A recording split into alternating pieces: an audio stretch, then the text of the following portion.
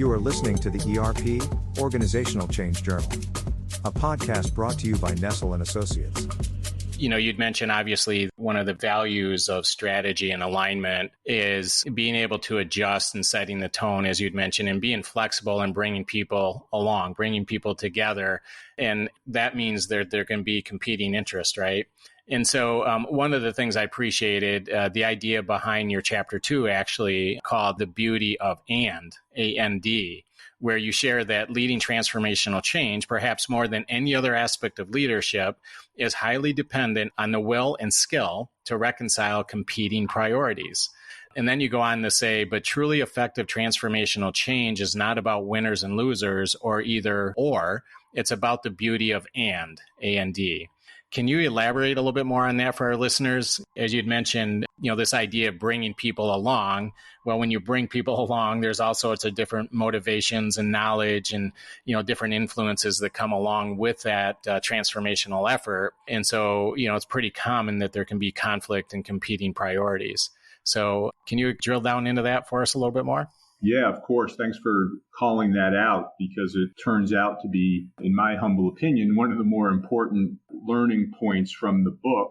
Clearly, there's examples over and over and over again when you're trying to do something as complex as leading a big transformational change effort.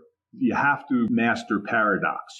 By definition, there are conflicting concepts that have to be reconciled. It does turn out quite often that, two things can be true at the same time, even if they seem in some ways in opposition. And there's a number of examples of that. I talk about 7 different competing priorities in the book. I don't imagine we have time to go through all 7 of them now, but I'll give you a couple of examples of the list to help the listener understand a little bit what we mean by this beauty of and reconciling competing priorities. One example is facts and feelings. Here's what I mean by that. Just about every large-scale transformational change that takes place anywhere, at the individual level, the team level, the organizational level, starts with some set of assumptions and realities around the facts that we're facing. Now, it turns out, interestingly enough, that, we people have this almost unlimited capacity to dismiss, deny, deflect facts that don't seem to reinforce our preferred view of the internal or external environment. It's just one of the realities of life. I think you could call it human nature. Yeah, right. And so there's this other element which seems to be in opposition to the logic associated with facts, which is feelings. At the most fundamental core level, change is about the human willingness to take on board, both in the head and the heart, the need for some type of substantial change. And it's really much more about feelings than it is about facts or logic. One of the examples that I offer in the book that I think most of us can relate to is the idea of a person concluding maybe they need to lose some weight. And you get on the scale and the numbers are staring back at you and they're irrefutable. It's basically telling you need to lose 10 pounds, let's say, for example. Now, most of us know in our logical side that the facts are staring at us. We need to lose 10 pounds. And the most successful way to do that is usually some combination of diet and exercise. However, nothing will happen unless the individual internalizes the need for diet and exercise and actually begins the act of diet and exercise. Simple act of stepping on the scale, realizing that you're 10 pounds overweight in and of itself is not enough to drive change or change your behavior or your weight.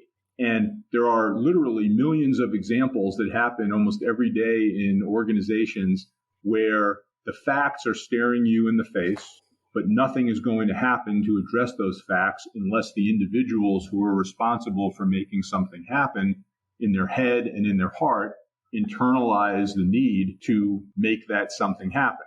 That is a way of reconciling the competing priority between facts and feelings. Another example and then I'll see if you have any questions about what I've said, is the reconciliation between speed and rhythm. And here's what I mean by that. Most people will tell you that successful transformational change usually requires moving faster than has traditionally felt comfortable. And there's a certain discomfort, obviously, associated with moving at that kind of pace if that's not what you or the organization are historically used to. And so speed matters in successful transformational change. But there's also, in my experience, importance of rhythm. And here's how I tend to think about it. I play a little bit of guitar, certainly not well enough to making a living at it. But one of the things that I learned from being around music and musicians is, rarely will you find a musician that tells you playing the song faster and getting to the end more quickly in and of itself improves the song. What musicians will tell you is you've got to have everybody on the same sheet of music. The song has to go at a certain pace and rhythm. We want to make sure that people are playing in harmony. And at the end of the day, being able to do all those things tends to make for more beautiful music. Playing the song faster does not necessarily make for more beautiful music. And in fact, in many cases, if you think about it, music played in harmonious fashion and at the appropriate rhythm is beautiful. Music that isn't is basically noise. And that's the same principle that applies to the pacing and emphasis on speed in driving transformational change. Yes, speed matters, and moving faster than you would typically like to move usually leads to more success. But you've got to bring other members of the band, so to speak, along with you at the appropriate rhythm and pace. Otherwise, you're just going to create noise in the organization, and speed by itself will not get you where you want to go. Yeah, key point. And I highly recommend that our listeners check out your book, but I really liked your 7 paradoxes.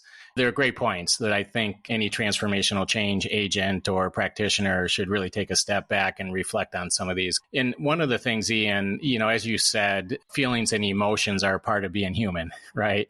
And it's a non-escapable reality of transformational change. And then you take these human beings and you put them in different teams, right? Or maybe different stakeholder groups or departments, whatever it is in that organization. And that can create certain dynamic complexities.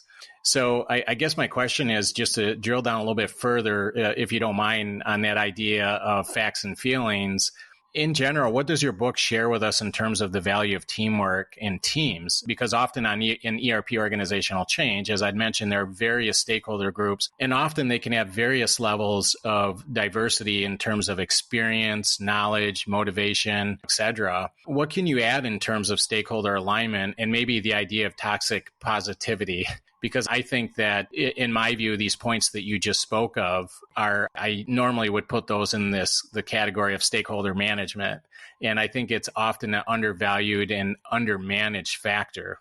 So it seems to me during a large scale transformational change. Yes, let me address it from a couple of different angles that came through loud and clear in multiple ways in the book.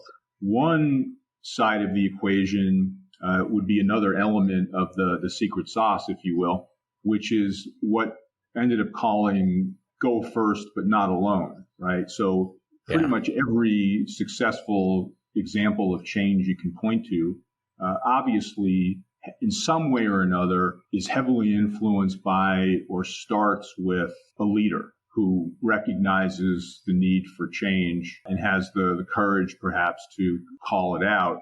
And then help begin to drive it. However, there are very, very few examples, if any, of successfully leading transformational change where a leader did it by themselves. And even change at the individual level, like the example we were talking earlier about, let's lose some weight.